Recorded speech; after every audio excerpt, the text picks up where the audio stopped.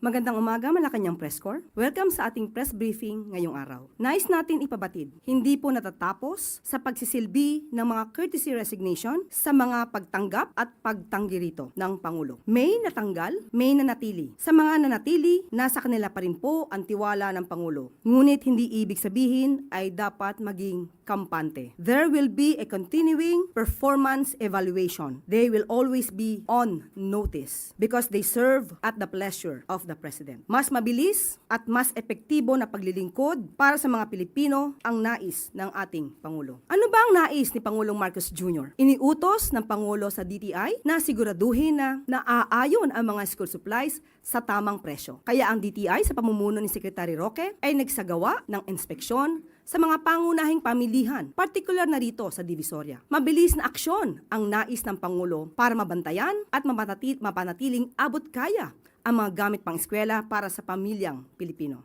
Panoorin po natin ito.